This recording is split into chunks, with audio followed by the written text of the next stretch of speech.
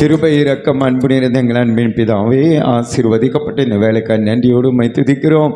இந்த செய்தி நேரத்திற்காக உம்மை ஸ்தோத்திரிக்கிறேன். என்னை மறைத்து என் பலவீனத்தில் உம்முடைய பலனை கர்த்தர் நீங்கள் வெளிப்படுத்தி இன்றைக்கான உம்முடைய பரலோக மன்னாவை கர்த்தர் எங்களை ஒவ்வொருவருக்கு தந்து ஆசீர்வதித்து அனுப்ப வேண்டுமாய் நான் ஜெபிக்கிறேன். இயேசுவின் நாமத்தில் ஜெபிக்கிறோம் பிதாவே, ஆமென். அல்லேலூயா.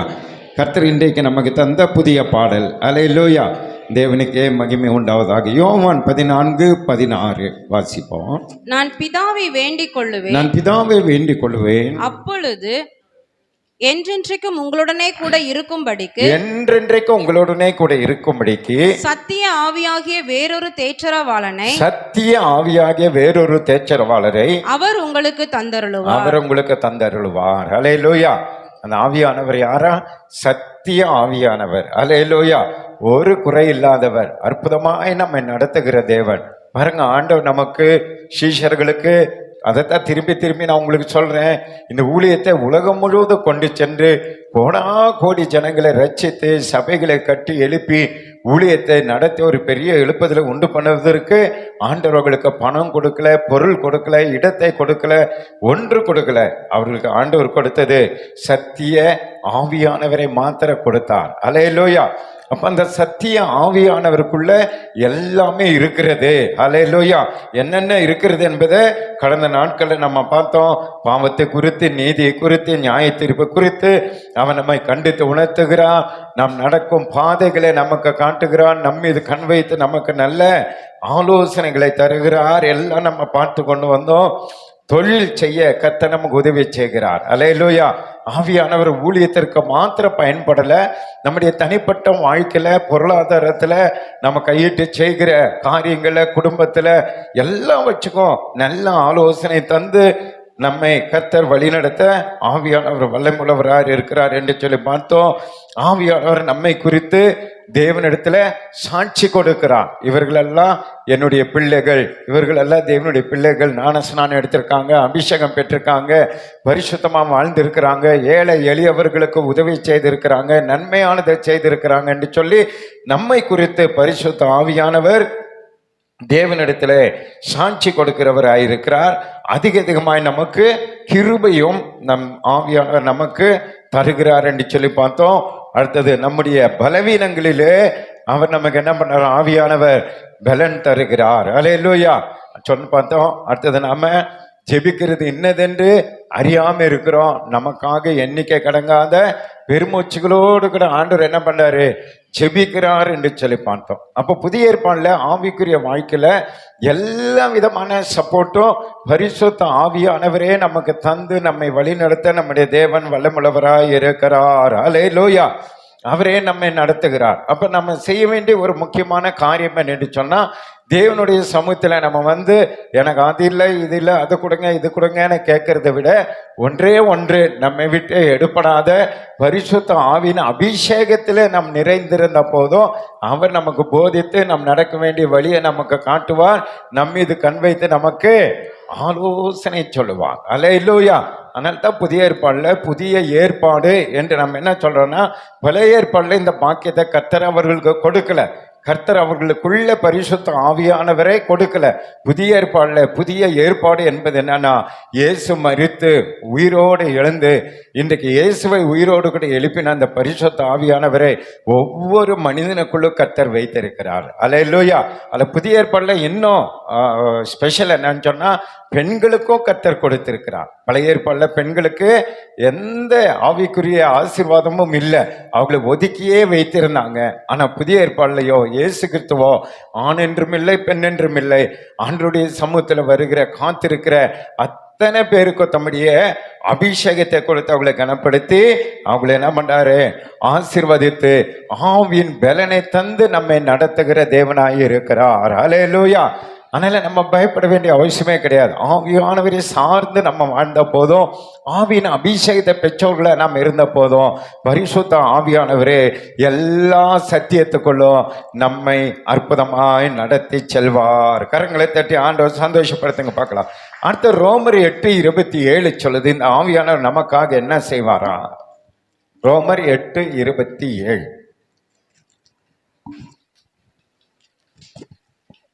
ஆவியானவர் தேவனுடைய சித்தத்தின்படியே பரிசுத்தவான்களுக்காக வேண்டுதல் செய்கிறபடியால் இருதயங்களை ஆராய்ந்து பார்க்கிறவர் ஆவியின் சிந்தை இன்னதென்று அறிவார். ஆமென். அல்லேலூயா. தேவனுடைய சித்தத்தின்படி விருப்பத்தின்படி இந்த பரிசுத்த ஆவியானவர் பரிசுத்தவான்களுக்காக என்ன பண்ணாராம்? வேண்டுதல் செய்கிறார். ஆனால் நம்முடைய இருதயத்தின் நினைவுகள் இன்னதென்று அவர் அறிந்திருக்கிறார். உங்களுடைய தேவைகள் எல்லாம் ஆவியானவர் அறிந்திருக்கிறார். ஆனால் பாருங்க, நீங்க பரிசுத்தமா வாழ நீங்க ஒப்பு கொடுத்தா போதும். நம்முடைய வாழ்க்கையில நமக்கு தேவை இன்னது என்பதை ஆவியானவர் அறிந்திருக்கிறார். உங்க இருதயத்துக்குள்ள எதை நீங்க விரும்புறீங்க, எதை எதிர்பார்த்து காத்திருக்கிறீங்க, சங்கீத 20:4 கர்த்தர் உன் மன விருப்பத்தின்படி உனக்கு தந்தருளே உன் ஆலோசனை எல்லாம் நிறைவேற்றுவார். அல்லேலூயா. ஏன் அவர் உங்களுக்குள்ள இருக்கிறதுனால, உங்க இருதயத்தை ஆராய்ந்து அவர் அறிந்திருக்கிறதுனால, நீங்க பரிசுத்தமாய் தேவனுக்காக வாழ உங்களை ஒப்பு கொடுத்திருக்கிறதுனால உங்களுக்கான எல்லாவற்றையும் அவர் பிதாவாகிய தேவனிடத்துல சொல்லி நமக்கு பெற்று தர அவர் வல்லமுள்ளவராய் இருக்கிறார். கரங்களை தட்டி ஆண்டவர் சந்தோஷப்படுத்துங்க. நீங்க மறந்தாலும் அவர் மறக்க மாட்டார். அல்லேலூயா. அதனால்தான் வேதம் சொல்கிறது, நாம் நினைப்பதற்கும் வேண்டிக் கொள்வதற்கும் அதிகமானவற்றை செய்கிறவர். நீங்க வேண்டிக் கொள்ளவே இல்லை, நீங்க நினைக்கவே இல்லை. இதெல்லாம் வரும், இதெல்லாம் கிடைக்கும், இந்த பொருளெல்லாம் நம்ம வீட்டில் வாங்குவேன், இப்படிப்பட்ட ஒரு ஆசீர்வாதம் எனக்கு வரும்ன்றது நீங்க நினைச்சே பார்த்துருக்க மாட்டீங்க. அதை பற்றி ஜெபமும் நீங்க பண்ணியிருக்க மாட்டீங்க. ஆனால் உங்களுக்குள்ள இருக்கிற பரிசுத்த ஆவியானவர் பாருங்க, உங்களுடைய தேவைகளை அறிந்து, உங்களுடைய விருப்பத்தை அறிந்து, உங்களுக்கு எது வேண்டும் என்று அறிந்து, அவரே பிதாவாகிய தேவனிடத்தில் வேண்டுதல் செய்து ஜெபித்து ரெக்கமெண்டேஷன் பண்ணி நமக்கு வாங்கி தர வல்லமுள்ளவராய் இருக்கிறார். கரங்களை தட்டி ஆண்டவர் சந்தோஷப்படுத்த பார்க்கலாம். இதனால தான் அநேக நேரங்களில் நம்முடைய இருதயம் அதிசயப்பட்டு பூரிக்கும். ஏன் அதிசயப்பட்டு பூரிக்குதுன்னா, நமக்கு தெரியவே இல்லை, நம்ம ஜெபம் பண்ணவே இல்லை, நம்ம நினைச்சு பார்க்கவே இல்லை. ஆனால் அது நம்மை தேடி வருகிறதை நம்ம கண்டு மகிழ்கிறோம். அதுக்கு ரகசியம் இதுதான். நீங்க ஆவியில நிரம்பி நிரம்பி நிரம்பி ஜெபிக்க ஜெபிக்க ஜெபிக்க ஆவியானவருக்கு அதிகமாக உங்க வாழ்க்கையில இடம் கொடுக்கும் பொழுது பாருங்க, நம்முடைய நாளைய தினத்தினுடைய தேவைகளை ஆவியானவர் அறிகிறார். உங்க குடும்பத்தின் தேவைகளை அறிந்திருக்கிறார். உங்களுக்கு என்னென்ன வேணும்ன்றதை அறிந்திருக்கிறார். அவர் உங்களுக்கு முன்னாடியே அங்கே என்ன பண்ணிடுற ரெக்கமெண்டேஷன் பண்ணி அவர்களுக்கு இதை கொடுங்க, இது தேவை என்பதை அவர் நமக்கு பெற்று தர வல்லமுள்ளவராய் இருக்கிறார். கரங்களை தட்டி ஆண்டவர் சந்தோஷப்படுத்துங்க. அதனால பரிசுத்தவான்களுக்காக ஆவியானவர் ஜெபிக்கிறார். நம்முடைய இருதயத்தின் நினைவுகள் வேண்டுதல்களை எல்லாவற்றையும் அவர் அறிந்திருக்கிறபடினால உங்க மன விருப்பத்தின்படி உங்களுக்கு தந்தருளே உங்கள் ஆலோசனை எல்லாம் நிறைவேற்றுவார். அல்லேலூயா. அடுத்தது லூக்கா 4:18. ஆவியானவர் வரும்போது நம்ம வாழ்க்கையில என்னென்ன வரங்களை கர்த்தர் நமக்கு தருகிறார் பாருங்க. லூக்கா 4:18. கர்த்தருடைய ஆவியானவர் என்மேல் இருக்கிறார். கர்த்தருடைய ஆவியானவர் என்மேல் இருக்கிறார். தரித்திரருக்கு சுவிசேஷத்தை பிரசங்கிக்கும்படி. இந்த ஆவியானவர் அடுத்தது நம்மை கொண்டு என்ன செய்கிறாருன்னா, தரித்திரர்களை தேடுகிறார். அல்லேலூயா. நம்மை தேட வைக்கிறார். நமக்குள்ள அந்த வாஞ்சை தாகத்தை அவர் தருகிறார். நம்மை தூண்டி விட்டு கொண்டே இருப்பார். உங்களை சும்மா விட மாட்டான். ஏதாவது ஒரு ஊழிய செய்யணும், ஆத்மா ஆதாயப்படுத்தணும். இந்த தரித்திரர் நீங்க சொல்றது யாரை சொல்றாருன்னா, ரட்சிக்கப்படாதவர்களை சொல்லுகிறார். வெறும் ஏழைகளை நீங்க நினைக்க, வசனத்தை தெரியாதவர்களே தரித்திரர்கள் தான். வேத வசனத்தை இயேசுவை அறியாதவர்கள் எல்லாம் யாரு? தரித்திரர்கள், நரகத்துக்கு போறவங்க. அவர்களை குறித்ததான ஒரு பாரத்தை இந்த ஆவியானவர் உங்களுக்குள்ள தருவார். அந்த பாரம் உங்களுக்கு வரவே இல்லை அப்படின்னா நீங்க இன்னும் ஆவியில நிரம்பி ஜெபம் பண்ணணும்னு அர்த்தம். அல்லேலூயா. ஏன்னா ஆவியானவர் அவருடைய வேலையை நம்மை கொண்டு செய்யாம விடவே மாட்டார். உங்களை ஆசீர்வதிப்பார், உங்களை கற்று தருவார், உங்களை வழி நடத்துவார், எல்லாம் செய்வார். ஆனா பரலோகத்தின் வேலையோ நம்மை கொண்டு செய்து முடிப்பார். கட்டாயம் அந்த உணர்வை உங்களுக்குள்ள வைப்பார். என்ன உணர்வு? தரித்திரர்களுக்கு எதை அறிவிக்கணும்? சுவிசேஷத்தை அறிவிக்கணும். எப்படி ஆகல இயேசுவை நான் சொல்லணும் அப்படிங்கிற உந்துதல் உங்களுக்குள்ள கடந்து வரும். படிங்க. தரித்திரருக்கு சுவிசேஷத்தை பிரசங்கிக்கும்படி என்னை அபிஷேகம் பண்ணினார். அதுக்காகவே கர்த்தர் நம்மை அபிஷேகம் பண்ணி இருக்கிறார். இருதயம் நறுங்குண்டவர்களை குணமாக்கவும். பாத்தீங்களா, உங்களுக்குள்ள ஆவியானவர் பலமா இருந்தா நீங்க மற்றவருடைய இருதயம் நொறுங்குண்டு கிடக்கிறவர்களை நீங்க என்ன பண்ணுவீங்க? குணமாக்குவீங்க. நீங்க அவங்களை குணமாக்குவீங்க. ஐயோ, உடைஞ்சு போயிருக்கிறாங்களே, இவங்க வாழ்க்கையில் இவ்வளோ கண்ணீரோடு இருக்கிறாங்களே, இவ்வளோ கஷ்டப்பட்டு கொண்டு இருக்கிறாங்களே, இவங்களுக்கு ஏன் நம்ம இயேசு கிறிஸ்துவின் மூலமா இவங்களுக்கு ஒரு ஹெல்ப் பண்ணக்கூடாது? நம்ம ஹெல்ப் பண்ண முடியாது, ஆனா இந்த ஆவியானவர் உள்ள இருக்கார் பாருங்க, அவரை கொண்டு அவர் மூலமா அந்த நொறுங்குண்ட இருதய முடியவர்களை நீங்கள் ரட்சிப்பில நடத்த முடியும். கரங்களை தட்டி ஆண்டவரை சந்தோஷப்படுத்துங்க. நீங்க அதை ட்ரை பண்ணி பார்க்கணும். உங்களுக்குள்ள இருக்கிற ஆவியானருக்கு அவ்வளோ பவர் இருக்கான்னு நீங்க செக் பண்ணி பார்க்கணும். கண்ணீரோடு இருக்கிறவங்க, உடைந்து போய் இருக்கிற உள்ளத்தையோட இருக்கிறவங்களோட நீங்க பேசி பார்க்கணும், வசனத்தை சொல்லி பார்க்கணும். அந்த வார்த்தை பாருங்க, ஆவியானவர் அதுக்குள்ள போய் அவங்களுடைய இருதயத்தை காயங்களை கட்டி அவங்களை விடுவித்து அவங்களை ரட்சித்து கொண்டு வரும்போது உங்களை குறித்து அவங்க ஆச்சரியப்படுவாங்க. இவங்க ஒரே ஒரு வார்த்தை சொன்னாங்க, ஒரே ஒரு வார்த்தை இயேசு பத்தி சொன்னாங்க. அந்த வார்த்தை என்னுடைய இருதயத்தை, உடைந்து போன என் இருதயத்தை அது என்ன பண்ணதை ஆட்சி தேய்ச்சி தைரியப்படுத்தி பலப்படுத்தி இன்றைக்கு நான் ரட்சிக்கப்பட்டு நான் சந்தோஷமா இருப்பதற்கு இந்த பிரதரும் இந்த சிஸ்டர் தான் காரணம் அப்படின்னு சொல்லும் அளவுக்கு கர்த்தர் நம்மை கொண்டு அற்புதங்களை செய்வார். அல்லேலூயா. தேவன் ஒருத்தருடைய காயங்களை கட்டவோ இருதயத்தை நொறுங்குண்டவர்களை குணமாக்கவோ அவர் நேரடியா கிரியைகள் செய்வதில்லை, செய்ய முடியாது. தேவ தூதர்களும் செய்ய முடியாது. தேவ தூதர்கள் அதை செய்ய வேண்டும் என்று ஆசைப்படுறாங்க. தேவ தூதர்கள் சுவிசேஷம் அறிவிக்க வேண்டும் என்று துடிக்கிறாங்க. ஆனா ஆண்டவர் அவங்களுக்கு அந்த அதிகாரத்தை கொடுக்கல. அமைதி இருங்க, நான் மீட்டெடுக்கப்பட்ட என் மனவாட்டி சபை, என்னுடைய பிள்ளைகள் தான் அதை செய்ய வேண்டும் என்று சொல்லி அந்த பாரமான அந்த ஊழியத்தை நம் மீது கர்த்தர் வைத்திருக்கிறார். அல்லேலூயா. அப்ப அந்த சுவிசேஷம் அறிவிக்கிற கடமை நம்ம ஒவ்வொருவர் மீதும் அந்த கடமை இருக்குன்னு பவுல் சொல்றதை நம்ம பார்க்கிறோம். அல்லேலூயா. அதை நீங்க உணர்ந்து கொள்ளணும். உங்களுக்குள்ள இருக்கிற ஆவியான இடத்துல நீங்க ஜெபம் பண்ணி பாருங்களேன், ஆவியானவர் உங்களை அதுக்கு நேரம் வழி நடத்துவார். அப்படி நொறுங்குண்ட இருதயம் உள்ளவர்களை உங்களிடத்துல கர்த்தர் கொண்டு வருவார். அவங்க கஷ்ட நஷ்ட பாடெல்லாம் உங்ககிட்ட சொல்லி கண்ணீர் விட்டு அழுவாங்க. அப்ப நீங்க ஒரு சின்ன ஜெபம் பண்ணா போதும், அந்த ஜெபத்தின் மூலமாய் அவர்களை கர்த்தர் ரட்சிப்பார். கரங்களை தட்டி ஆண்டவர் சந்தோஷப்படுத்துங்க. இதற்காக தான் கர்த்தர் தம்முடைய ஆவின் அபிஷேகத்தை நம்ம மேல வைத்திருக்கிறார். நம்ம அதை தெரியாம கைத்தட்டி பாடுறதோ, அந்நிய பாஷை பேசுறதோ, குதிக்கிறதோ அல்லது கத்துறதோ, இதுக்கு தான் ஆவியானவர் நினைத்து கொண்டு வாரம் வாரம் நம்ம அதே செய்து கொண்டு இருக்கிறோம். அதற்காக மாத்திரமல்ல, ஆடி பாடி ஆவியில நீங்க களி கூறுகிறது நல்லது. அதுல தான் ஆவி உங்களை வளர்ச்சி அடைய முடியும். ஆனா உங்களுக்குள் வளர்ச்சி அடைந்த அந்த அபிஷேகத்தை கொண்டு நாம் ஊழிய செய்யணும். புரியுதா? சொல்லுங்க. இது எல்லார் மீது விழுந்த கடமை. எல்லா விசுவாசிகளும் ஊழிய செய்யணும். எல்லாரும் நம்ம அந்த காரியங்களை செய்ய வேண்டும். ஊழியம் என்பது எல்லார் மீது விழுந்த கடமை. பாஸ்டர் மட்டும் செய்கிறது அல்ல. நான் போதகன், உங்களுக்கு போதிக்கிறவன். ஆனால் நீங்க சுவிசேஷகர்கள், நீங்க இந்த சொல்லப்பட்ட காரியங்கள் எல்லாம் செய்ய அதிகாரம் படைத்தவர்கள். அதற்காகவே கர்த்தர் அபிஷேகித்திருக்கிறார். கரங்களை தட்டி ஆண்டவர் சந்தோஷப்படுத்துங்க பார்க்கலாம். அடுத்தது என்ன செய்யற பாருங்க, சிறைப்பட்டவர்களுக்கு விடுதலையை. சிறைப்பட்ட பாவத்துல, சாபத்துல, பேய் பிசாசு எல்லாத்துல சிறைப்பட்டவர்களை விடுவிக்கிற அதிகாரம் உங்களுக்குள்ள இருக்கிற ஆவியானவர் உங்களுக்கு தந்திருக்கிறார். குருடருக்கு பார்வையையும் பிரசித்தப்படுத்தவும். குருடர்களையே நம்ம என்ன பண்ணலாம்? பார்வையடைய. உங்களை விசுவாசத்தின்படி, நீங்க விசுவாசத்துல நீங்க வல்லவர்களாய் மாறினா குருடர்களை என்ன பண்ண முடியும்ன்றாரு? பார்வையடைய செய்ய முடியும். நொறுங்குண்டவர்களை விடுதலையாக்கவும். நொறுங்குண்டவர்களை நீங்க விடுதலையாக்கணும். 18 முடிஞ்சுதா? அப்ப இப்படிப்பட்ட காரியங்களை செய்யத்தக்கதான வல்லமை நீங்க பெற்றுக்கொண்ட ஆவியானவருக்குள்ள இருக்குது. புரிந்துணர்கிற அல்லையா? சொல்லுங்க. நம்ம என்ன நினைக்கிறோம்னா, அந்த ஊழியக்காரர்கிட்ட இருக்கிற அபிஷேகம் வேற, நம்ம கிட்ட இருக்கிற அபிஷேகம் வேற, இயேசு கிறிஸ்துக்குள்ள இருந்த அபிஷேகம் வேறன்னு நினைக்கிறோம். இயேசு கிறிஸ்துக்குள்ள இருந்த அதே பரிசுத்த ஆவியானவர் தான் இன்றைக்கு உங்களுக்குள்ள எனக்குள்ள இருக்கிறார். எத்தனை பேர் நம்புறீங்க? ஹல்லேலூயா. அதனால தான் இயேசு கிறிஸ்து சொல்லும்போது சொன்னாரு, என்னை விசுவாசிக்கிறவன் என்னை காட்டிலும் பெரிய காரியங்களை, நான் செய்ததை விட பெரிய காரியங்களை நீங்க செய்ய முடியும். எந்த ஒரு குருவும் அப்படி சொன்னதே கிடையாது. குரு என்கிறவர்கள் சில காரியங்களை கற்றுக் கொடுக்கிறவங்க. இப்போ ஒரு 10 கலை ஒரு குருவுக்கு தெரியும் வைங்களேன். இப்போ கராத்தே இருக்குது, ஏதோ என்னென்னமோ குச்சிப்படி அந்தப்படி இந்தப்படி சண்டையில போடுறாங்க பாருங்க. அவங்களுக்கு 10 கலைகள் தெரியும்னா அவன் தன் சிஷியனுக்கு 8 தான் சரி 9 தான் சொல்லி கொடுப்பான், 1 சொல்லி கொடுக்க மாட்டான். ஏன் தெரியுமா? ஒருவேளை அந்த சிஷியனே இவனுக்கு விரோதமா சண்டைக்கு வந்தா அந்த சொல்லி கொடுக்காத அந்த ஒரு கலையை வைத்து தான் அவனை என்ன பண்ண முடியும்? ஜெயிக்க முடியும். புரியுதா உங்களுக்கு?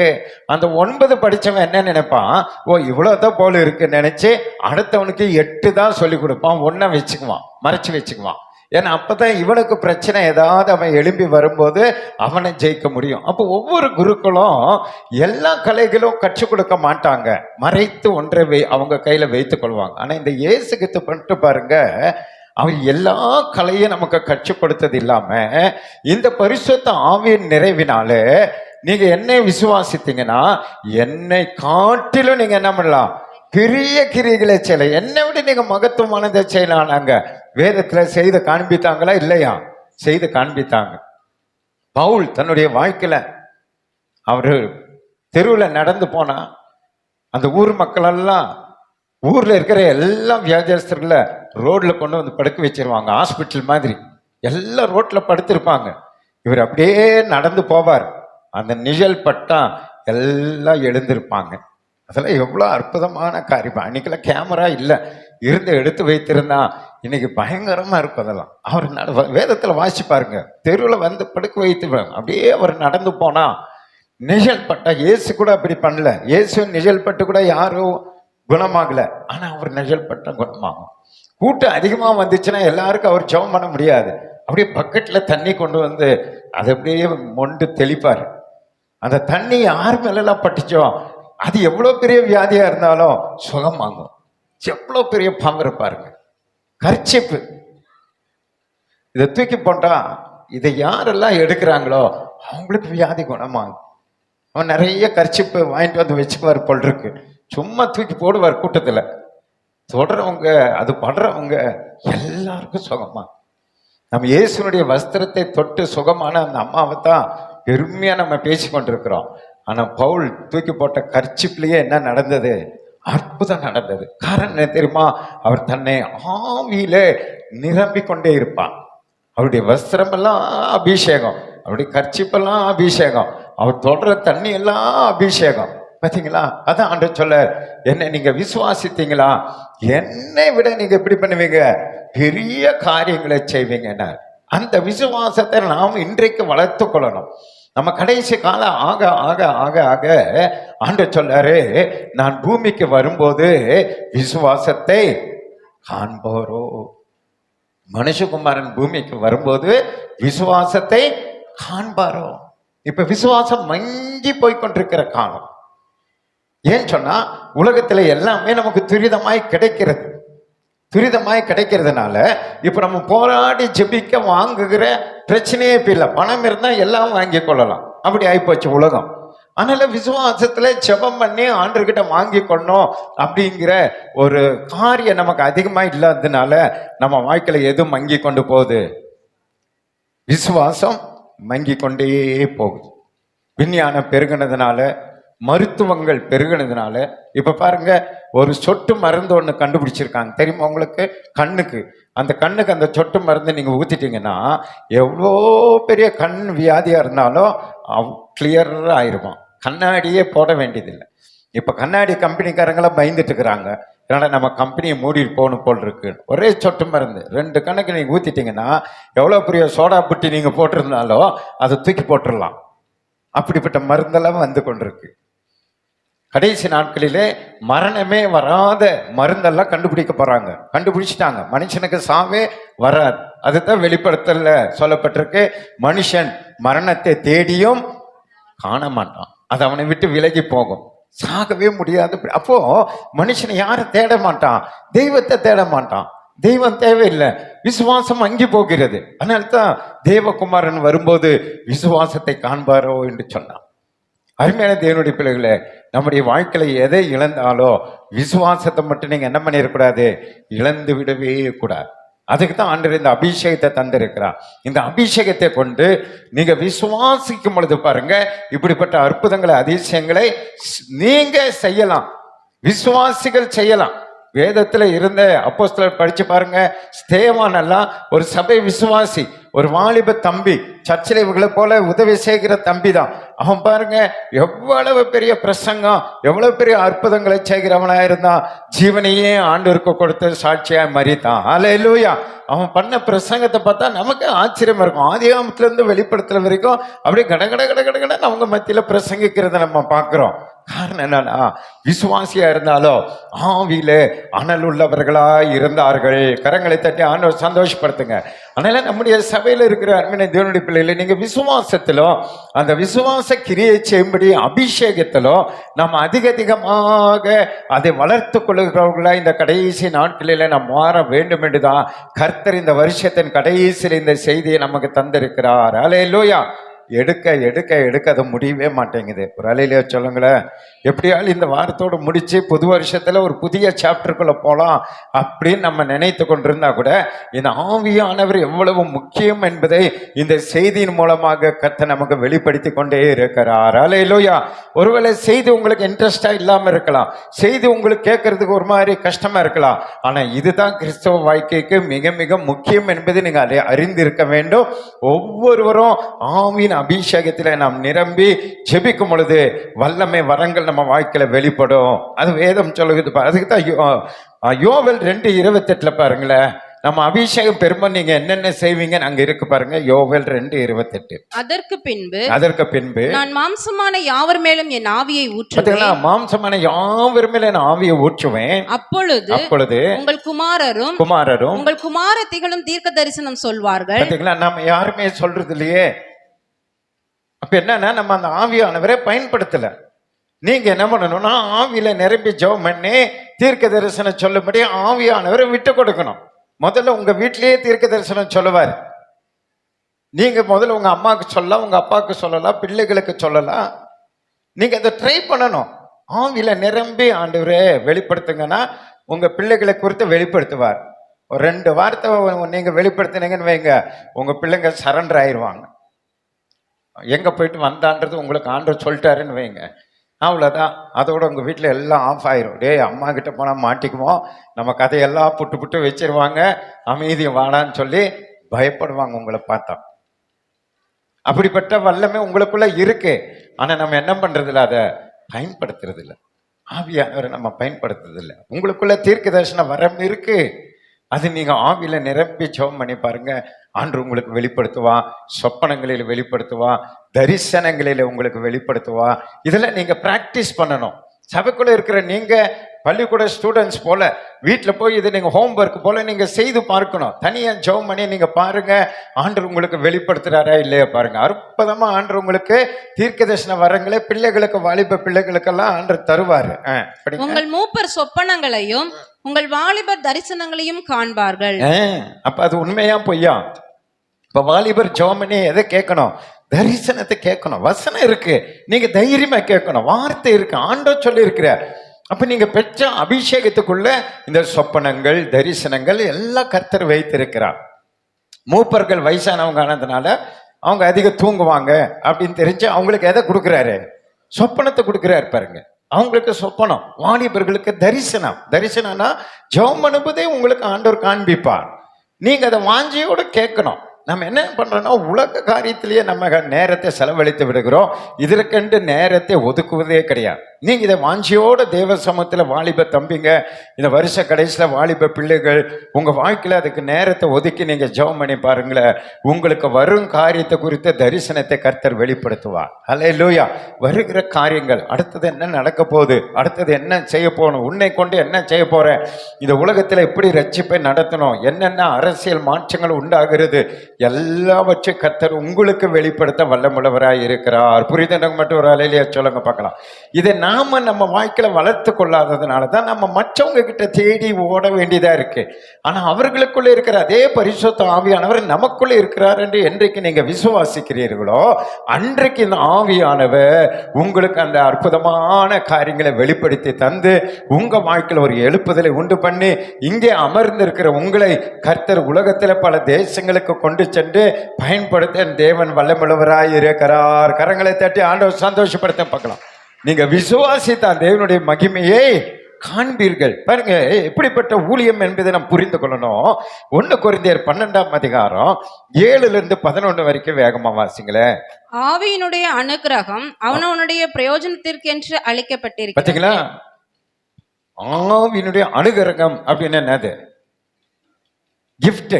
உங்களுக்கு தயவு, ஆண்டவர் அனுகிரகம் தயவு பண்ணி இந்த பரிசுத்த ஆவியானவரை உங்களுக்கு கொடுத்திருக்கிறாரா. அப்ப ஆவியானவர் நமக்கு கொடுத்திருக்கிறாருன்னா எதுக்காக கொடுத்திருக்கிறார்? அந்த வசனம் சொல்லுது, அவனவனுடைய பிரயோஜனத்திற்கென்று. பக்கத்துல பார்த்து சொல்லுங்க, உங்க பிரயோஜனத்துக்கு தான் உங்களுக்குள்ள ஆவியானவர் கொடுக்கப்பட்டிருக்கு. புரியுது? இப்ப உங்களுக்கு இருக்கிற ஆவியானவர் எதுக்கு உங்களுக்கு கொடுத்தாரு? ஆண்டவர் உங்களுக்கு தான் கொடுத்திருக்கிறார். நீங்க ஆவியானவர் பயன்படுத்தணும். நம்ம கையில கொடுத்ததை நம்ம தான் பயன்படுத்தணும். நமக்கு ஒரு நல்ல கார் ஒன்று வாங்கி கொடுக்குறாங்கன்னா அப்படியே நிற்க வச்சுட்டே இருங்க, இன்ஜின் எல்லாம் என்ன ஆயிரும்? ரிப்பேர் ஆயிரும். அதெல்லாம் எல்லாம் கரை பிடிச்சி எல்லாம் எவ்வளோ பெரிய காராக இருந்தாலும் வேஸ்ட் ஆயிரும். கொடுத்ததை பயன்படுத்தணும். அது போல இன்றைக்கு உங்களுக்காக கொடுத்திருக்கிற ஆவியானவரை நீங்க பயன்படுத்தணும். அழகா சொல்ல பாருங்க, அவனவனுடைய பிரயோஜனுக்கு அளிக்கப்பட்டிருக்கிறது. அதனால எப்படி எனில் ஒருவனுக்கு ஆவியினாலே ஞானத்தை போதிக்கும் வசனம். பாத்தீங்களா? நீங்க அபிஷேகம் பெற்றிருக்கிறீங்கன்னா நீங்க ஒரு போதகர். அலையில சொல்லுங்களேன், நீங்க உங்க ஊர்ல 10 பேரை உட்கார வச்சு பைபிள் எடுத்து போதிக்கலாம். ஏன்னா அந்த அதிகாரம் உங்களுக்குள்ள இருக்கு. ஆவியானவர் போதிப்பார். நீங்க பயப்படக்கூடாது. எனக்கு ஒண்ணுமே தெரியாதுன்னு நீங்க சொல்லக்கூடாது. உண்மையாலுமே நமக்கு ஒண்ணு தெரியாதுதான். ஆனா நீங்க பைபிளை தெரிந்து பிரசங்கம் பண்ணீங்கன்னா நீங்க நினைக்காதெல்லாம் அங்க பேசுவீங்க. ஒரு அலையில சொல்லுங்களேன், முதல் முறை நான் விசுவாசியா இருக்கும்போது என்னை என்கரேஜ் பண்றதுக்கு எங்க சர்ச்சில் வாலிபர் கூட்டத்துக்கு நீங்க தான் பிரசங்கம் பண்ணணும்ட்டாங்க. நான் போய் உட்காந்து அது எங்க இருக்கு வசனம் ஒன்றும் தெரியாத தேடுறேன் என்னென்னமோ வாலிபர்கள்னு என்னமோ கொண்டு வந்துட்டேன். ஆனா பயந்து நடுங்கி போய் நின்ன பாருங்க, நான் கொண்டு வந்த வசனம் ஒண்ணுமே பேசல. எல்லாம் ஆவியானவர் என்ன பண்ணிட்டாரு, அவங்க சாராய் குடிக்கூடாது, பீடி குடிக்கூடாது, பெரிய பாஸ்டர் மாதிரி எல்லாம் பேசி முடிச்சுட்டு வெளியே வேற மைக்கு வேற, வெளியே வேற ஸ்பீக்கர் போட்டுக்கிறாங்க. எங்க ஊரே என் கூட இருந்த எல்லாருக்கும் ஆச்சரியப்பட்டு, நீ அட பிரசங்கம் பண்ண, இவ்வளவு சூப்பரா பண்றடான்றாங்க. புரியுதா? நம்ம பிரசங்கம் பண்ண வேண்டியதே கிடையாது. நம்ம பிரசங்கம் பண்ணபடி நின்னா போதும், ஆவியானவர் நமக்கு அந்த டைம்ல ஹெல்ப் பண்ணுவாரு. அங்க வந்திருக்கிறவங்களுக்கு தேவையான வார்த்தைகளை உங்க வாயில வைத்து அற்புதமா பேசுவார். அல்லேலூயா. அதுக்கு தான் அபிஷேகம். அபிஷேகம் பெறாதவங்க தான் பிரசங்கத்தை தேடணும். அபிஷேகம் பெற்றவங்க நீங்க ஆவியில போய் நின்னா போதும், ஆவியானவர் அழகா போதிப்பார். அது பாருங்க, நீங்க பெற்றிருக்கிற ஆவியின் வேலை நம்ம ஆவினால ஞானத்தை போதிக்கும் வசனம் உங்களுக்கு ஆண்டவர் கொடுத்திருக்கிறாரு. வேறொருவனுக்கு அந்த ஆவியினாலேயே அறிவை உணர்த்தும் வசனமும். எல்லாருக்குள்ள எல்லாருமே இருக்கும் நீங்க எதிர்பார்க்க கூடாது. ஒருத்தர் நீங்க நல்ல பிரசங்கம் பண்ணுவீங்க, இன்னொருத்தர் என்ன பண்றாரு பாருங்க, வேறொருக்கு அந்த ஆவினாலே அறிவை உணர்த்தும் வசனம். சில பேர் நல்ல புத்தி சொல்லுவாங்க வசனத்தை கொண்டு. அப்படிப்பட்ட ஒரு வல்லமை உங்களுக்குள்ள கிரியை செய்யும். வேறொருவனுக்கு அந்த ஆவியினாலேயே விசுவாசமும். ஒருத்தருக்கு பாருங்க, ஆவியினாலே விசுவாசமா இருப்பாங்க, மரித்து போனையும் உயிரோட எழுப்பிடுவாங்க. புரியுது உங்களுக்கு? விசுவாசத்துல அளவு இருக்கு. ஒவ்வொருவரும் ஒவ்வொரு விசுவாசத்தை தங்களை எதுல அவங்க வளர்றாங்களோ அதுல அவங்க வளர்ந்து கொள்ள போகிறாங்க. வேறொருவனுக்கு அந்த ஆவியினாலேயே குணமாக்கும் வரங்களும். குணமாக்கும் வர எல்லார்கிட்டே இருக்காது. ஆனால் நம்ம அவங்கள குறை சொல்லக்கூடாது. இந்த பாஸ்டருக்கு அற்புதமே நடக்கிறது இல்லை அப்படி சொல்லக்கூடாது. அது ஒரு வரம். அந்த வரத்தை அவங்க ஜெபம் பண்ணி என்ன பண்ணியிருக்காங்கன்னா, குணமாக்கும் வரத்தை அவர்கள் பெற்றிருக்கிறாங்க. அவங்க ஒரு சின்ன ஜெபம் பண்ணா எல்லாமே நடக்கும். நம்ம மணிக்கணக்கா ஜெபம் பண்ண கூட நடக்காது. அவங்களுக்கு அந்த வரத்தை அந்த ஆவியானவர் வெளிப்படுத்துகிறார். இப்போ ஒவ்வொருவருக்கும் ஒவ்வொரு விதமாக கர்த்தர் உங்களுக்குள்ள கிரியை செய்ய விரும்புகிறார். வேறொருவனுக்கு அற்புதங்களை செய்யும் சக்தியும். இன்னொருத்தர் அற்புதம் பண்ற சக்தி ஆண்டவர் கொடுக்கிறாரு. வேறொருவனுக்கு தீர்க்க தரிசனம் உரைத்தலும். ஒருத்தர் தீர்க்க தரிசனம் சொல்லுவாங்க. வேறொருவனுக்கு ஆவிகளை பகுத்தறிதலும். வேற சிலர் ஆவியில பகுத்தறிவாங்க. இது உண்மையான அபிஷேகமா, பொய்யான அபிஷேகமா, சும்மா சத்த போடுறாங்களா, இது உண்மையான அந்நிய பாஷையா, இதெல்லாம் கரெக்டா கண்டுபிடிப்பாங்க. வேறொருவனுக்கு பற்பல பாஷைகளை பேசுதலும். பாத்தீங்களா? அந்நிய பாஷைன்றது கூட எல்லாருக்கும் இல்லையேன்னு கவலைப்படக்கூடாது. அதுவும் சில பேருக்கு தான் கிடைக்கும்னு அன்ற வேத சொல்லுது பாருங்க. அந்நிய பாஷை எனக்கு வரவே இல்லையே அப்படின்னு கவலைப்படாதீங்க. நீங்க அந்நிய பாஷை பேசாமலே நீங்க தீர்க்க தரிசனம் சொல்லலாம், அற்புதங்களை செய்யலாம். ஆவியானவர் ஒவ்வொரு மூலமா ஒவ்வொரு விதமாய் வெளிப்படுகிறார். வேறொருவனுக்கு பாஷைகளை வியாக்கியானம் பண்ணுதலும். ஒரு சிலர் அந்நிய பாஷை நீங்க பேசுனீங்கன்னா அதனுடைய அர்த்தத்தை தமிழ்ல சொல்லுவாங்க. அப்படிப்பட்ட உயர்வுக்கு நம்ம இன்னும் போகவே இல்லை. ஒருத்தர் அந்நிய பாஷையில பேசினா இன்னொருத்தர் அதை தமிழ்ல டிரான்ஸ்லேட் பண்ணுவாங்க. அப்படிப்பட்ட வல்லமையெல்லாம் இந்த ஆவியானவருக்குள்ள இருக்கு. இவைகளை எல்லாம் அந்த ஒரே ஆவியானவர் நடப்பித்து, அதான் இது எல்லாவற்றையும் செய்யறவர் யார் தான்? ஒரே ஆவியானவர் தான். ஆனால் அவருக்கு வேற ஆவி, இவருக்கு வேற ஆவின்னு நினைக்கக்கூடாது. ஒரே ஆவியானவர் டிஃப்ரெண்டா நம்மளை பயன்படுத்த விரும்புகிறார். பாருங்க, அபிஷேகம் பெற்றவங்களுக்குள்ள இத்தனை விஷயம் இருக்கு. ஆனா நம்ம அதை செய்யறோமா? ஆலயத்துக்கு வரோம், பிரசங்கத்தை கேட்கிறோம், நல்லா இருந்துச்சுன்ட்டு போயிடும். ஆனா இத்தனை வேலைகளை உங்களுக்குள்ள செய்ய கர்த்தர் விரும்புகிறார். 2025 உங்களுக்குள்ள இருக்கிற பரிசுத்த ஆவியானவரை நீங்க இப்படி பயன்படுத்த விரும்பினீங்கன்னா, பயன்படுத்த ஆரம்பித்தீங்கன்னா தான் நம்ம 5000 ஆத்துமாக்களை காண முடியும், 3 ஏக்கர் நிலத்தை பார்க்க முடியும்.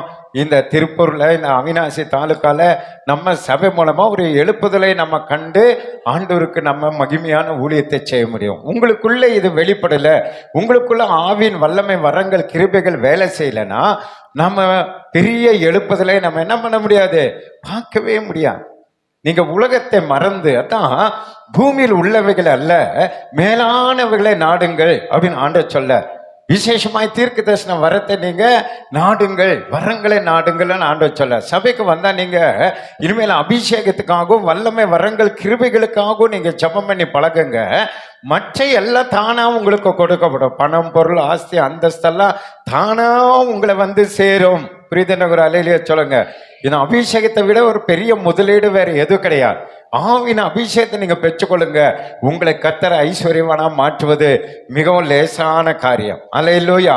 அடுத்தது என்ன பண்ண, இவைகளெல்லாம் அந்த ஒரே ஆவினை நடப்பித்து தமது சித்தத்தின்படியே அவனவனுக்கு பகிர்ந்து கொடுக்கிறார். அவருடைய பிரியத்தின்படியே நமக்கெல்லாம் பகிர்ந்து கொடுக்கிறார். ஒவ்வொருவருக்கும் ஒவ்வொரு விதமான வல்லமை வரங்களை கிருபைகளை கத்த தந்து நம்மை நடத்துகிறார். புரியுதுன்றவராலேயே சொல்லுங்க. ஆனால் அவங்களுக்கு அது இருக்குதே நம்ம பொறாமப்படக்கூடாது. இவங்க கிட்ட இது இருக்குதே நம்ம பொறாமப்படுறது. நமக்கு எதை கத்தர் கொடுத்தாரோ அதில் நம்ம திருப்தி அடைந்து அதை நம்ம டெவலப் பண்ணி அதை 30, 60, 100 பலனை உண்டாக்கி தேவனுடைய நாமத்தை நம்ம மகிமைப்படுத்த வேண்டும். கரங்களை தட்டி ஆண்டவர் சந்தோஷப்படுத்துங்க. ஒவ்வொருவருக்கும் ஒவ்வொரு விதமாய் கர்த்தர் நம்மை நடத்த வல்லமுள்ளவராக இருக்கிறார். அவங்கள நம்ம என்கரேஜ் பண்ணி நம்ம என்ன பண்ணணும், கொண்டு செல்ல வேண்டும். நமக்கு தீர்க்க தரிசனம் வரல, இன்னொருத்தர் சொல்றாங்கன்னா அவங்கள நம்ம என்ன பண்ண, டிஸ்கரேஜ் பண்ணக்கூடாது, அவங்கள என்கரேஜ் பண்ணணும். ஒவ்வொருத்தரும் நம்ம என்ன பண்ணணும், தாங்கி ஒவ்வொருத்தருக்கும் ஒவ்வொரு விதமாக நடத்த வல்லமுள்ளவராக இருக்கிறார். வாசிங்க. இவைகளெல்லாம் அந்த ஒரே ஆவியை நடப்பித்து தமது சித்தத்தின்படி அவனுக்கு பகிர்ந்து கொடுக்கிறான். ஒரே ஆவியானவர் அவன் நம்ம எல்லாருக்கும் இதை பகிர்ந்து கொடுக்கிறவராய் இருக்கிறார். 2 கொரிந்தியர் 3:6 வாசிங்க. புது உடன்படிக்கையின் ஊழியக்காரராய் இருக்கும்படி அவரே எங்களை தகுதி உள்ளவர் ஆக்கினார். ஆண்டவரே நம்மை தகுதி உள்ளவர் ஆக்கி இருக்கிறார். அதனால உலகத்துல யார் உங்களை தகுதி இல்லைன்னு சொன்னாலும் நீங்க கவலைப்பட வேண்டிய அவசியம் கிடையாது. ஒரு அலையிலேயே சொல்லுங்களேன். நீங்க எந்த நிலைமையில இருந்தாலும் ஆண்டவர் உங்களை அழைத்து அபிஷேகித்துட்டாருனால ஆண்டவர் உங்களை பரலோகத்துல அங்கீகரித்து விட்டாருன்னு அர்த்தம். அதுதான் அடிக்கடி நான் சொல்றது. ஸ்நானம் எடுக்கிறது பாஸ்போர்ட்டுக்கு சமானம். நாங்க அது ஊழியக்காரங்க தர்றது. நீங்க நல்லவங்களா கெட்டவங்களா பரிசுத்தமெல்லாம் எங்களால் கண்டுபிடிக்க முடியாது. ஆனா நீங்க விசுவாசிக்கிறதுனால ஸ்நானம் கொடுத்துருவோம். ஆனா அந்த ஸ்நானம் பெற்றதுக்கு நீங்க தகுதி உள்ளவர்களா இல்லையா என்பதை தான் பரலோகம் தீர்மானிக்கும். பரலோகம் உங்களை அக்னியினாலே உங்களை என்ன பண்ணும், ஞானஸ்நானம் கொடுப்பா. அபிஷேகத்தினாலே உங்களை அங்கீகரிப்பான். என்றைக்கு நீங்க அபிஷேகம் பெற்றீங்களோ அன்றைக்கு நீங்க பரலோக ராஜ்யத்துல அங்கீகாரம் பெற்றவர்கள். புரியுது ஒரு அலையிலையா சொல்லுங்க. ஆனால் அந்த அபிஷேகம் பெற்றவர்கள் எப்படிப்பட்டிருப்பாங்களா படிங்க. புது உடன்படிக்கையின் ஊழியக்காரராய் இருக்கும்படி நம்ம எல்லாம் உடன்படிக்கையின் ஊழியக்காரர்களாய் இருக்கும்படி அவரே எங்களை தகுதி உள்ளவர் ஆக்கினார். அவரே நம்மை தகுதி உள்ளவர் ஆக்கினார். அந்த உடன்படிக்கை எழுத்துக்குரியதாய் இராமல், அது எழுத்துக்குரியதல்ல. மோசே கையில கொடுத்த ஊழியம் எழுத்துக்குரியது. 10 கட்டளையை கொடுத்துட்டாரு. அந்த 10 கட்டளையை படிச்சு அதன்படி அவங்க கஷ்டப்பட்டு நடக்கணும். நடக்கலைன்னா மரணம், தண்டனை, நரகம் தள்ளிட்டாரு ஆண்டவர். ஆனா அதனால அவங்க மாம்சத்துல ஆவியின் அபிஷேகம் இல்லாதனால யாரும் அது கீழ்ப்படிய முடியல. அது கொள்ளுகிற ஊழியமாய் இருந்ததுன்னு வேதம் சொல்லுகிறது. வாசிங்க வேகமா. எழுத்துக்குரியதாய் இராமல் ஆவிக்குரியதாய் இருக்கிறது. அதனால தான் நம்மை கர்த்தர் ஆவிக்குரியதாய் மாற்றிட்டார். இப்ப நான் சொல்ற இத்தனை எழுத்து பிரசங்கத்தையும் நீங்க கீழ்ப்படிய வேண்டிய அவசியம் இல்ல. உங்களை கீழ்ப்படுத்துகிற ஆவியானவர் உங்களுக்குள்ள இருக்கிறார். கரங்களை தட்டி ஆண்டவர் சந்தோஷப்படுத்துங்க பார்க்கலாம். நீங்க இந்த வசனத்தை டைரக்டா கேட்டுட்டு நீங்க கஷ்டப்பட்டு நடக்க வேண்டியதில்லை. நீங்க அதை அப்படியே கொண்டு போய் இந்த பிரசங்கத்தை இப்படி சொல்லுது, ஆவியானவரே என்னால முடியலையே, இதை நான் என்ன எப்படி நடக்கணும்னா, நீ பயப்படாதே, கலங்காதே, திகையாதே, நான் உன் கூட இருக்கிறேன், நான் உன்னை கரம் பிடித்து நடத்துறேன், நீ எதுக்கு கவலைப்படுறேன்னு சொல்லி எக்ஸ்ட்ரா ஒரு எனர்ஜி நமக்கு ஆண்டவர் கொடுத்திருக்கிறார். ஆவியானவர் நமக்குள்ள இருந்து அந்த எழுத்தின் பூர்வமாய் சொல்லப்பட்ட இந்த செய்தியை ஆவியின் பிரகாரமாய் நீங்க கீழ்ப்படிந்து நடக்க உதவி செய்வார். புரியுதுன்ற அலையிலே சொல்லுங்க. பழைய ஏற்பாடுல அது இல்ல, வெறும் எழுத்தை மட்டும் கொடுத்துட்டாரு. அதனால அவங்க செத்து போனாங்கன்னு சொல்லுது. படிங்க. எழுத்து கொள்ளுகிறது. பாத்தீங்களா, அந்த எழுத்து வந்து அவங்கள எல்லாம் கொள்ளுது. கீழ்ப்படியில எல்லாம் செத்து போனாங்க. ஆவியோ உயிர்ப்பிக்கிறது. இந்த ஆவி பாருங்க உயிர்ப்பிக்கிறது. உங்களை சாக விடவே விடாது. நீங்க கீழ்ப்படிஞ்சாலோ உங்களை சாக விடாது. மீண்டும் மீண்டும் மீண்டும் உங்களை உயிர்ப்பித்து கொண்டே இருக்கிற பரிசுத்த ஆவியானவரை விலமதிக்க முடியாத அபிஷேகத்தை தான் புதிய ஏற்பாடுல கர்த்தர் நமக்குள்ள வைத்திருக்கிறார். கரங்களை தட்டி ஆண்டவர் சந்தோஷப்படுத்த பார்க்கலாம். அதனால தான் ஆவியில நீங்க பலன் அடையணும்.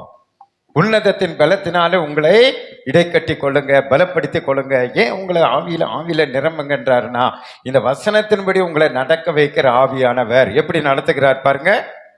படிங்க, தொடர்ந்து படிங்க சிஸ்டர். எழுத்துக்களினால் எழுதப்பட்டு கற்களில் பதித்திருந்த மரணத்துக்கு ஏதுவான ஊழியத்தை செய்த மோசேயினுடைய முகத்திலே மகிமை பிரகாசம் உண்டானபடியா. பாருங்க, வெறும் எழுத்துப்படி ஊழியம் செய்த மோசேயினுடைய முகத்துல எப்படி இருந்ததா?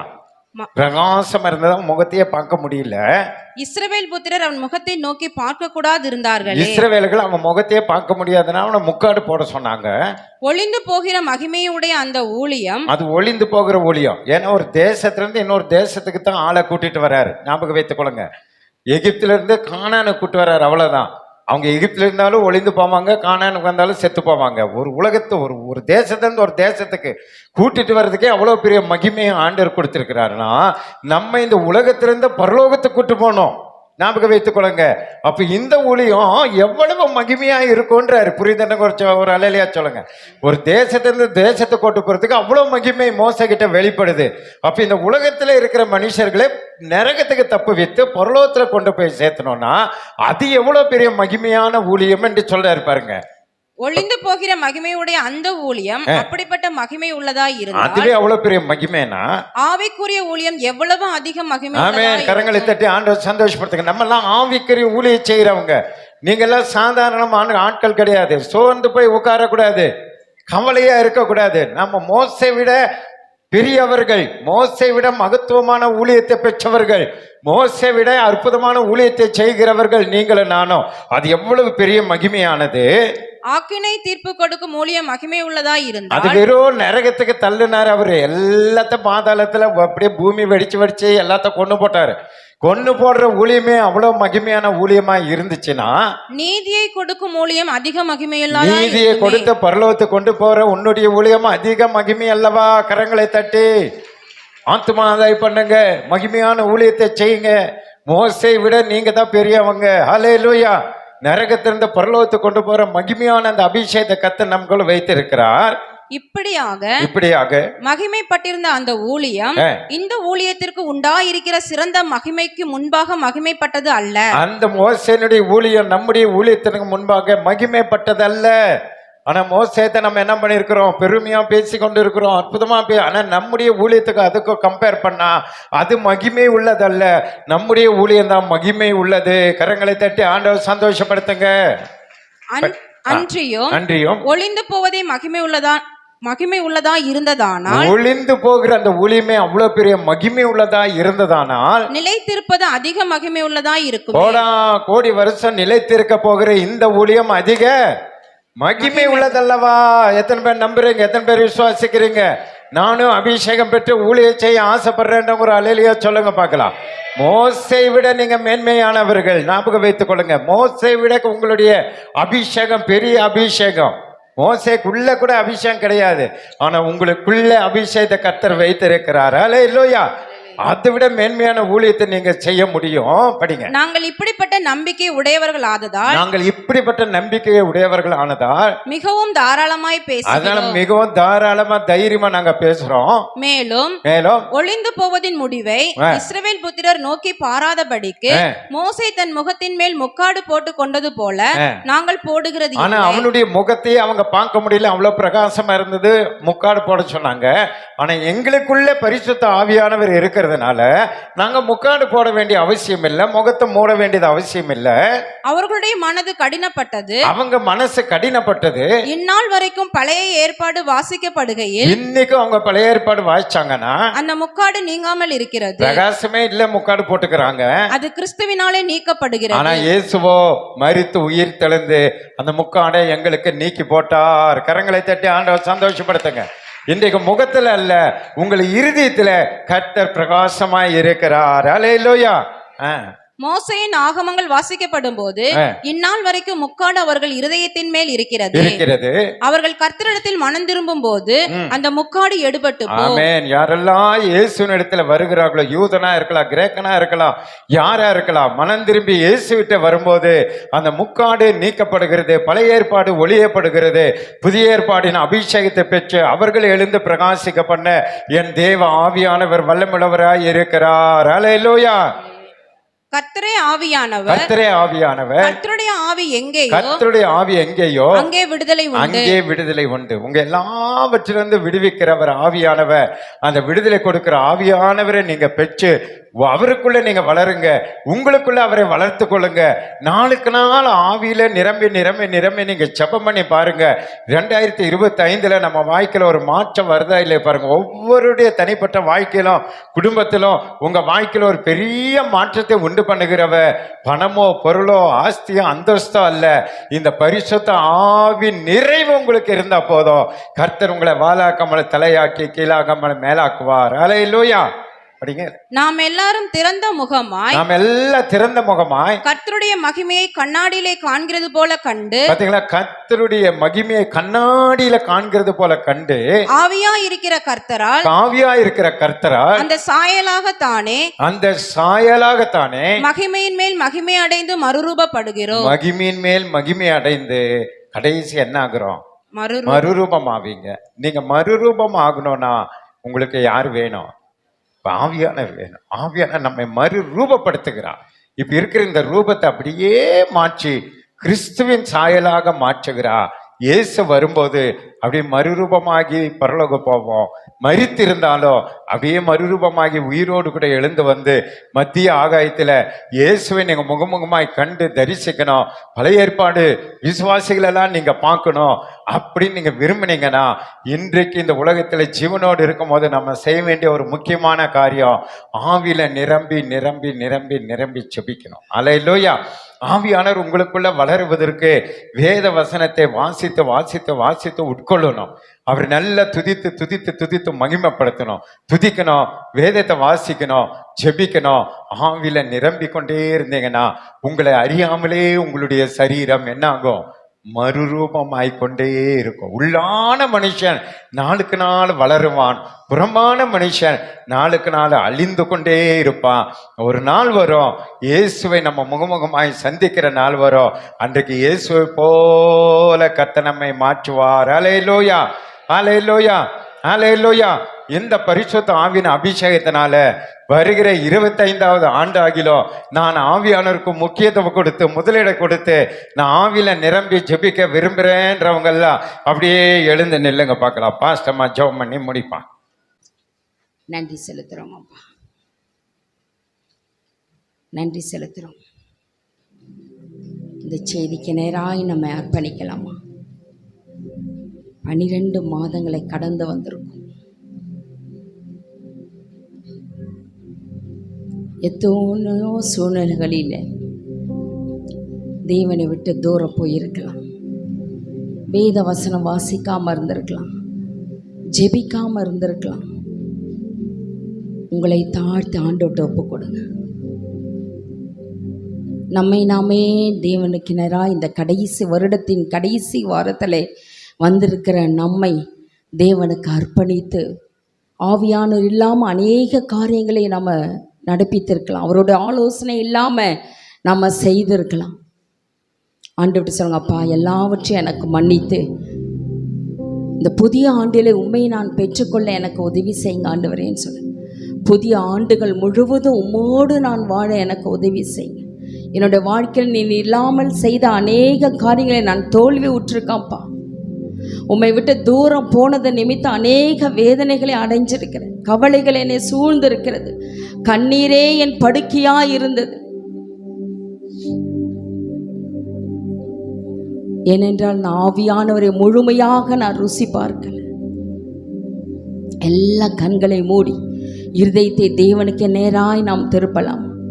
எல்லாரும் ஒரு மனதாய் கண்களை மூடுங்க. நீங்கள் யாரும் கண்ணை திறக்க வேண்டாம். வருடத்தின் கடைசி வாரத்தில் வந்திருக்கோம். இன்றும் உணர்வில்லாமல் போனால் நாம் எப்படி ஆண்டவருக்காக வாழ முடியும்? இந்த கடைசி வருடத்தின் கடைசி வாரத்தில் ஒரு விஷயம் ஆண்டவர்கிட்ட உங்களை தாழ்த்தி ஆண்டவர்கிட்ட ஒப்பு கொடுங்க.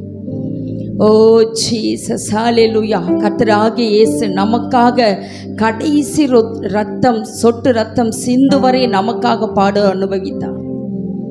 உங்களுக்காக எனக்காக பாடு அனுபவித்தார். அவர் போய் நமக்காக ஒரு தேற்றரவாளனாகிய பரிசுத்த ஆவியானவரை அனுப்பியிருந்தார். ஏனென்றால் நம்ம ஆவியானவர் இல்லாமல் நம்மால் ஒன்றும் செய்ய இயலாது.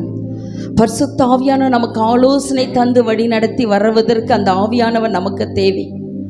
ஓ தேங்க்யூ ஜீசஸ், ஹல்லேலூயா. இயேசுவையே பாருங்க, உலகத்தில் வாழும்போது ஆவியானவர் அவரை அவருக்குள்ள இருந்ததுனால தான் அநேக காரியங்களை செய்தார். தரித்திரத்துக்கு சுவிசேஷத்தை அறிவித்தார், இருதய நொறுங்குண்டவர்களை குணமாக்கினார், சிறைப்பட்டவர்களை விடுதலையாக்கினார், குருடருக்கு பார்வையடையும்படி செய்தார், நொறுங்குண்டவர்களை விடுதலையாக்கினார். அநேக அற்புதங்களை அடையாளங்களை அவர் செய்தது எப்படி என்றால் பரிசுத்த ஆவியானவரை பெற்றுக்கொண்டது நிமித்தமாக. பரிசுத்த ஆவியானவர் அவருக்குள் நிறைவாய் இருந்தது. நம்ம இன்னைக்கு நிறைவு அடையாம இருக்கும். அதனாலதான் அப்பப்ப தாங்கி விழுந்துடுறோம். கவலைகள் நம்மை சூழ்ந்து கொள்ளுகிறது, பாரங்கள் நம்மை ஆழ்த்துகிறது, உலக பாரங்கள் நம்மை ஆழ்த்துகிறது. ஆனா ஆண்டோட வார்த்தை சொல்கிறது, நீங்கள் ஒன்றுக்கும் கவலைப்படாமல் எல்லாவற்றையும் குறித்து உங்கள் விண்ணப்பங்களை ஸ்தோத்திரத்தை கூடிய ஜெபத்தினாலும் வேண்டுதலினாலும் எனக்கு தெரியப்படுத்துங்கள் என்று சொல்லப்பட்டிருக்கிறது. கவலைப்படுவதனால எவன் தன் சரீர அளவோடு ஒரு முடத்தை கூட்ட முடியும்? கூட்ட முடியாது. ஏனென்றால் ஆவியானவர், பரிசுத்த ஆவியானவர் நமக்குள்ள இருக்கும்போது அந்த கவலைகள் நம்மை பாரப்படுத்தாது. உலக காரியங்கள் நம்மை பாரப்படுத்தாது. உலக வேதனைகள் நம்மை பாரப்படுத்தாது. ஏனென்றால் ஆவியானவரே நமக்கு ஆறுதல் செய்கிறவர் நமக்குள்ளே வாசம் பண்ணுகிறார். ஆறுதல் செய்கிறவர் நமக்குள்ளே இருக்கிறார். பலவீனங்களிலே நம்மை பலப்படுத்துகிற ஆவியானவர். ஓ அவர் உங்களை விசாரிக்கிறவர் ஆனபடியினாலே உங்கள் கவலைகளை எல்லாம் அவர் மேல் வைத்து விடுங்கள் என்று வேத வசனம் சொல்லுகிறது. ஓ ஹல்லேலூயா. அவர் மீது வைத்துட்டா போது அவர் நம்மை ஆறுதல் படுத்துகிற தேவனாயிருக்கிறார். கூப்பிடுகிற யாவருக்கும் கர்த்தர் சமீபமாய் இருக்கிறார். ஓ ஹல்லேலூயா. ஆண்டவர்கிட்ட சொல்லுங்க, அப்பா நான் உங்களை கூப்பிடுறப்பா, உண்மையாய் நான் உங்களை கூப்பிடுறேன். சங்கீதக்காரனாக தாவீது சொல்லும் பொழுது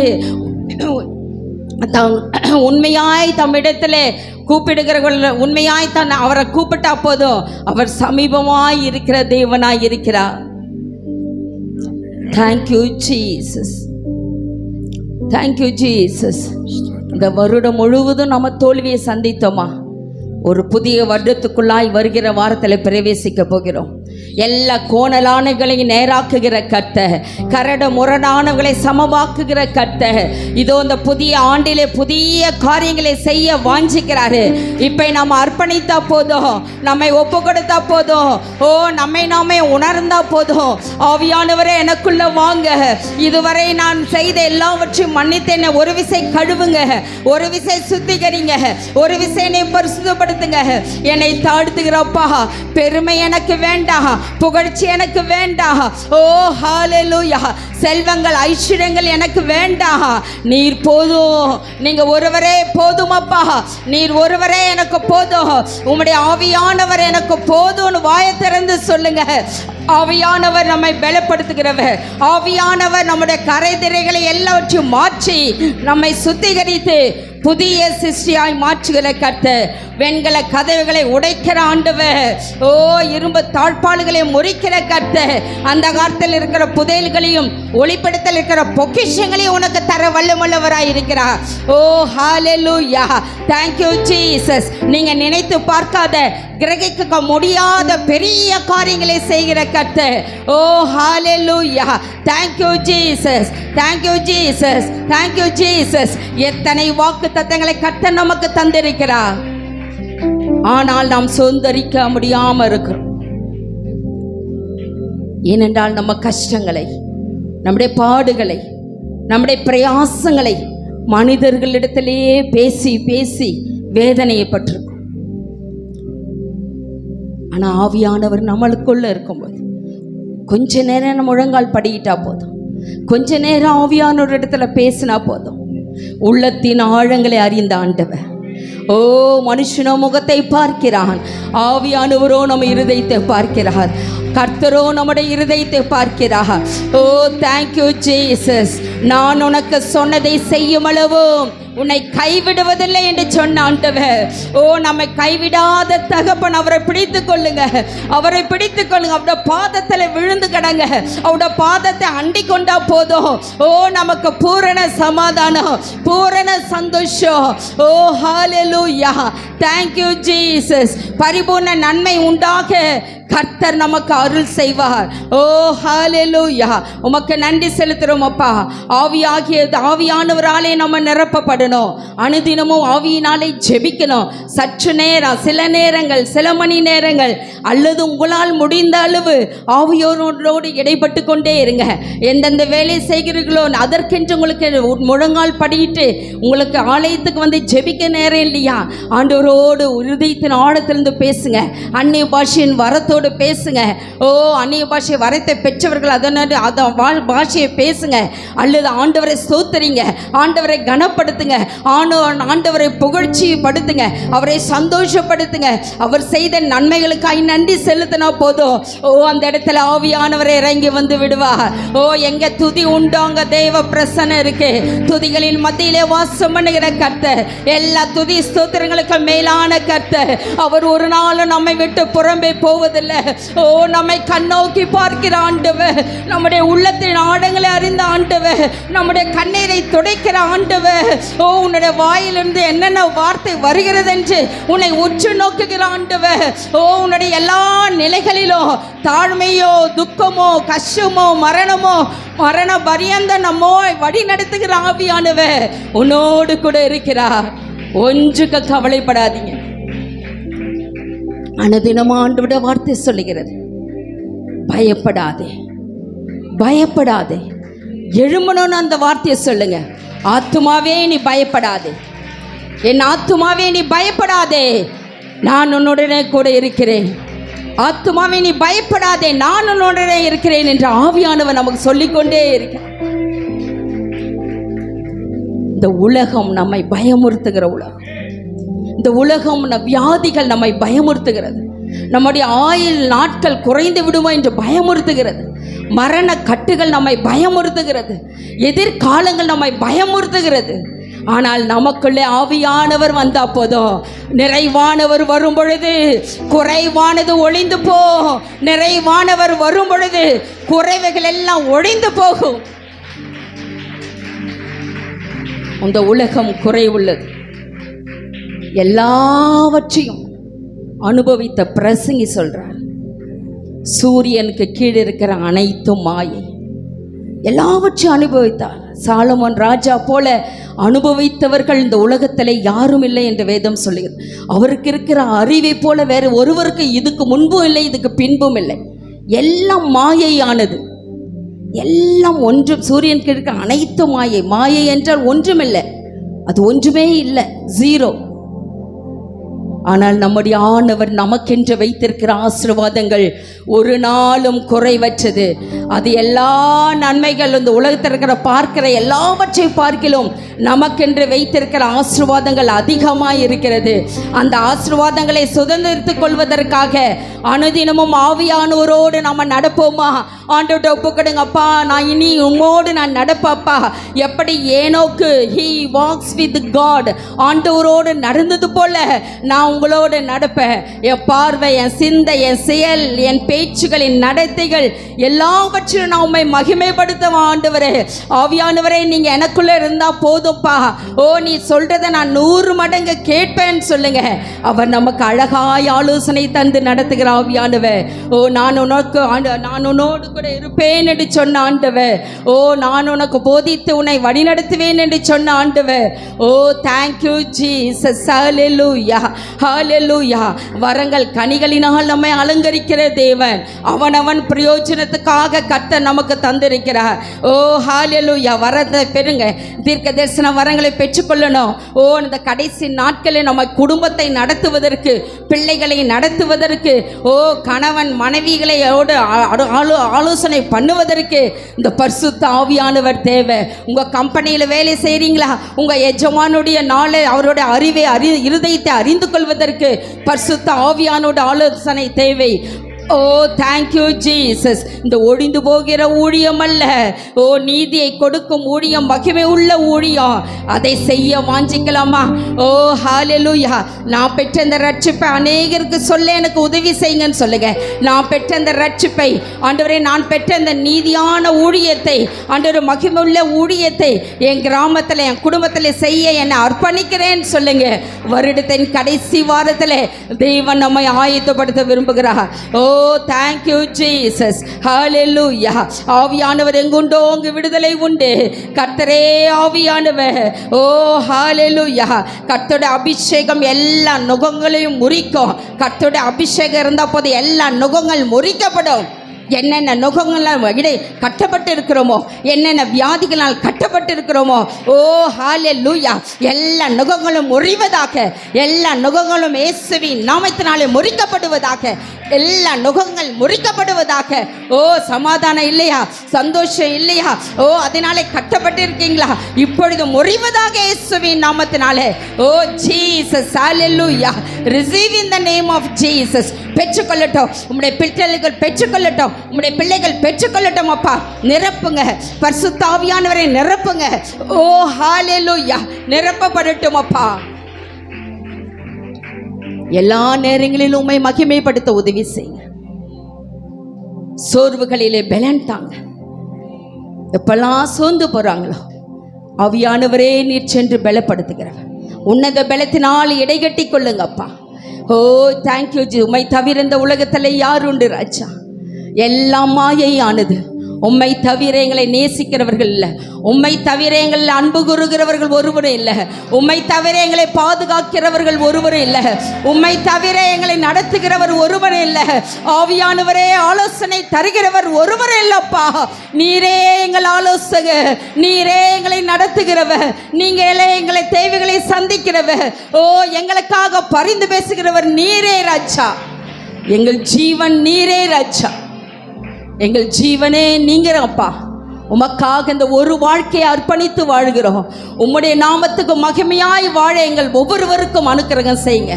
சேவூர் இந்திய தேவ சபை விசுவாசிகள் ஒவ்வொருவரையும் உமக்கென்று எழும்பி பிரகாசிக்க ஒரு எழுப்புதலை காண எங்களை அர்ப்பணிக்கிறோம் அப்பா. நீர் எடுத்து பயன்படுத்துங்க. எங்கள் பிள்ளைகளையும் எங்களையும் பயன்படுத்துங்க. உமக்கென்று ராஜ்யத்தை கட்ட எங்களை பயன்படுத்துங்க. எங்களுக்கு விரோதமாய் எழும்புகிற ஆயுதங்கள் வாய்க்காதே போகட்டும் இயேசுவின் நாமத்தினாலே. ஓ, விரோதமாய் எழும்புகிற ஆயுதங்கள், மந்திரங்கள், சூனிய கட்டுகள், ஓ, விக்கிரகத்தின் பின் தொடர்ச்சிகள், ஓ, ஜீசஸ், ஹல்லேலூயா, இயேசுவின் நாமத்தினாலே முறிக்கப்படுவதாக, இயேசுவின் நாமத்தினாலே முறிக்கப்படுவதாக. ஓ, thank you Jesus. உம்முடைய பிரசன்னம், உங்க வல்லமை, ஓ, உங்க வல்லமை எங்கள் மீது இறங்கட்டும், ஒவ்வொரு மீது இறங்கட்டும். புதிய அபிஷேகத்தால் நிரப்புங்க. ஆவியானவரே, எங்களுக்குள்ள இறங்கி வாங்க, இறங்கி வாங்க, நிரப்புங்க, நிரப்புங்கப்பா. thank you Jesus. Thank you Jesus. Hallelujah. வன்கண்கள், பொறாமையின் கண்கள், எரிச்சலின் ஆவிகளுக்கு எங்களை தப்புவித்துக் கொள்வீராக. உமக்கென்று வாழ உதவி செய்வீராக. உமக்கென்று வாழ உதவி செய்வீராக. எதிர் வல்லமைகளை முறிக்கிறோம். சேனைகளை ஆண்டவரே, ஓ ஹalleluya, ஒரு மதிலை தாண்ட உதவி செய்வீராக. Thank you Jesus. உம்முடைய நாமத்தினாலே நாங்கள் சேனைக்குள் பாய ஒரு மதிலை தாண்ட எங்களுக்கு அனுக்கிரகம் செய்தார். எங்களை அரவணைத்து பாதுகாத்துக்கணும். இதுவரை நீர் பாதுகாத்தீரப்பா. இதுவரை எங்களை தாங்கி நீர் ஏந்து நீர் சுமந்தி தப்புவித்தி புதிய வருடத்திலே நீர் அப்படியே செய்தள்ள வேண்டும் ஆட்சேபிக்கிறோம். அப்படியே எங்களோடு இருப்பீராக. எல்லாவற்றும் உம்முடைய கருத்தில் தருகிறோம். ஆண்டவரே, உம்மை ஸ்தோத்திரிக்கிறோம். பலவீனத்தோடு இருக்கிற பிள்ளைகளை வருகிற வார்த்தையில கொண்டு வந்து சாட்சியாய் நிறுத்துங்கப்பா. ஆண்டவரே, வியாதியின் கூறுகள் முற்றிலும் நீங்கி அப்பா உம்முடைய பெரிதான பிரசன்னத்தினாலே எங்களை மறைத்து கொள்ளுங்க. எங்கள் தேவனுடைய பிள்ளைகளை கர்த்தர் கொண்டு வந்து சாட்சிகளை நிறுத்துவீராக. எங்களை எல்லாம் தாழ்த்துரு வெறுமையாக்குகிறோம். ஆண்டவரை செய்தி கொடுத்த உம்முடைய தாசனை பலவீனத்தை நீக்கி பலப்படுத்த நீங்கள் நன்றி செலுத்துகிறோம். இன்னும் பூரண பலனை தந்து உமக்கென்று எழுப்பி பிரகாசிக்க அப்பா இன்னும் அநேக லட்சங்களை கர்த்தர் பயன்படுத்த வேண்டும் ஜெபிக்கிறோம்.